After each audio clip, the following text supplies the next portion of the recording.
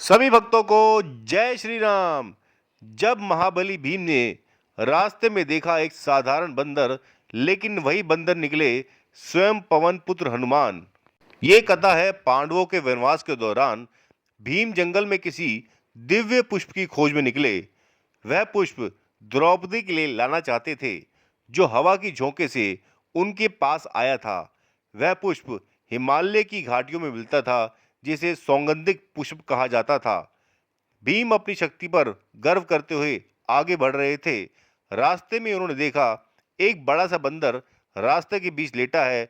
उसकी पूंछ रास्ता रोक रही थी। भीम ने गुस्से में कहा, ए बंदर, रास्ते से हट जा, वरना मैं तुझे खींचकर फेंक दूंगा। बंदर ने शांत स्वर में कहा, पुत्र, मैं बहुत बूढ़ा हूं, खुद नहीं हिल सकता। अगर इतनी शक्ति है तो मेरी पूंछ हटा दो। भीम आश्चर्य से उसे देखने लगा। भीम ने मुस्कुराकर पूंछ हटाने की कोशिश की, पर जितनी बार खींचते पूंछ हिलती ही नहीं। उन्होंने पूरी ताकत लगा दी, पर असफल रहे।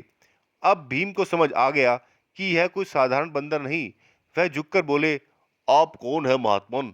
ऐसा बल तो किसी देवता में भी नहीं। उसी समय बंदर मुस्कुराए और बोले, भीम, मैं तेरा ही भाई हूँ, पवन पुत्र हनुमान। तुम वायुदेव के पुत्र हो और मैं भी वायुदेव का ही अंश हूँ।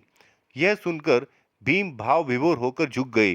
हनुमान जी ने आशीर्वाद देते हुए कहा, भीम, याद रखो, शक्ति का अर्थ केवल बल नहीं, विनम्रता और सेवा भी है। उन्होंने वचन दिया, जब महाभारत का युद्ध होगा तो मैं तुम्हारे रथ के ध्वज पर रहूंगा। मेरी गर्जना से शत्रु कांप उठेंगे। और सच में युद्ध के समय अर्जुन के रथ पर हनुमान जी की ध्वजा फहराई, जिससे पूरा रण क्षेत्र जय हनुमान की ऊर्जा से गूंज उठा। शक्ति तभी पवित्र होती है जब उसमें अहंकार ना हो।